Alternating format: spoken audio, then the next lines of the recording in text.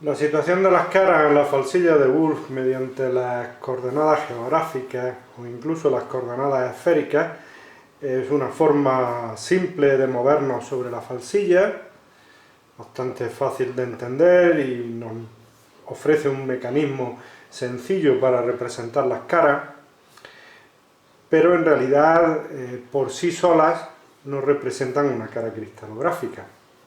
Por tanto, de alguna forma necesitamos un mecanismo que nos permita representar las caras cristalográficas tal como normalmente se expresan, es decir, mediante los tres números que son conocidos como los índices de Miller en la falsilla.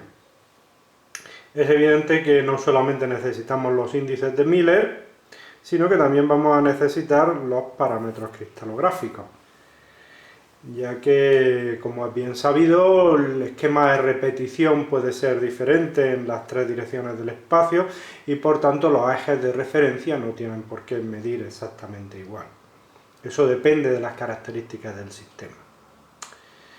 Por ejemplo, la cara que tenemos planteada, que aunque no expresa el sistema, podemos deducirla. Observamos que tiene tres parámetros diferentes, no da ningún parámetro angular, por tanto se trataría del sistema rómbico, que se caracteriza por tener tres ángulos rectos y tres parámetros diferentes. Con toda esta información, es decir, los índices de Miller y los parámetros cristalográficos, yo tengo los datos necesarios para saber cómo está situada una cara en el espacio y por tanto estoy en condiciones de representarla en la falsilla de Wolf. En primer lugar, el tipo de signos que afectan a los índices de Miller, en este caso es negativo para el índice K, pues nosotros podemos tener una idea aproximada de la situación de la cara en la falsilla. De hecho, la situación aproximada de las caras en la proyección estereográfica la conocemos de las prácticas anteriores, de las prácticas de sólidos cristalográficos, y de esa forma podemos saber que una cara como la 2 menos 3, 1 es una cara que va a cortar al eje X por la parte positiva, al eje Y por la parte negativa, y al eje Z también por la parte positiva. Por tanto, estará situada aproximadamente en este cuadrante.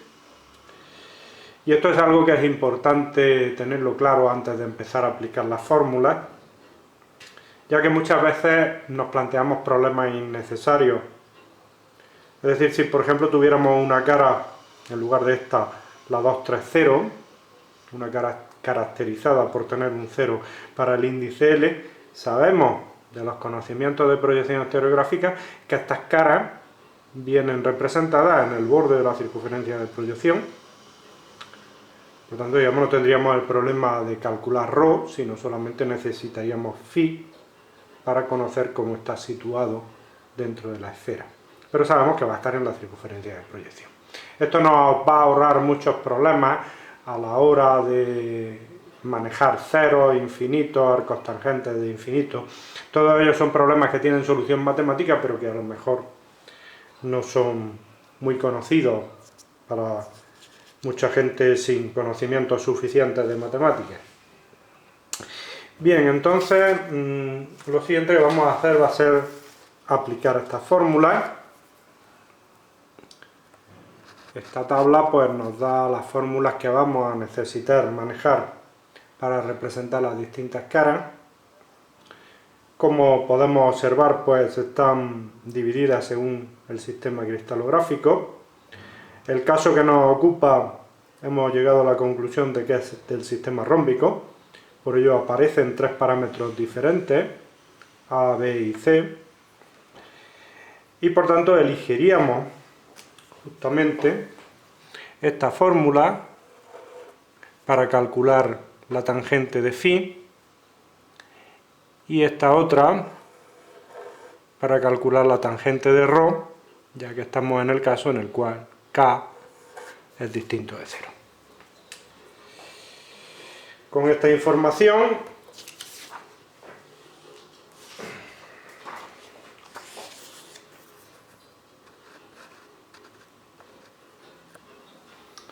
vamos a expresar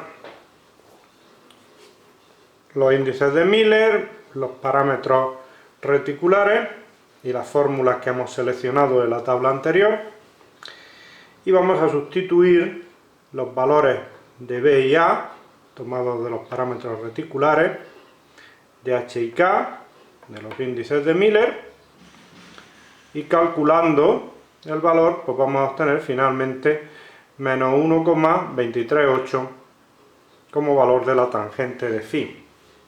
Habría que calcular el arco tangente de φ, que al tratarse de un valor negativo pues tendría dos soluciones. Una de ellas sería el ángulo negativo menos 51 grados y la otra sería su versión positiva, que se obtendría sumándole a los menos 51 grados 180, es decir, yendo justamente al punto opuesto de la falsilla. Esa solución sería por tanto 129 grados. De la misma forma vamos a calcular la tangente de ρ. Sustituimos el valor de K y L tomado de los índices de Miller, el valor de C y B tomado de los parámetros reticulares, y como ya tenemos previamente calculado φ, pues podemos sustituir también el coseno de φ. Finalmente, haciendo este cálculo, obtenemos el valor de 5,444, que sería el arco tangente de ρ, me daría 80 grados.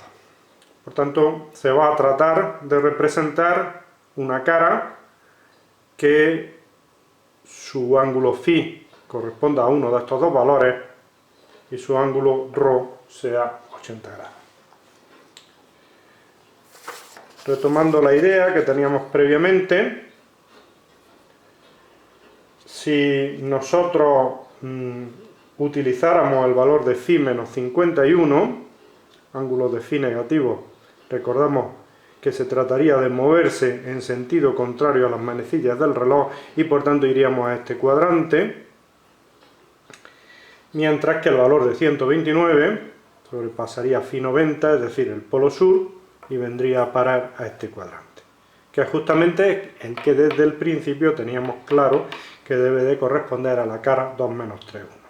Por tanto, vamos a elegir el valor de φ igual a 129 grados para así obtener la cara en esta posición aproximada.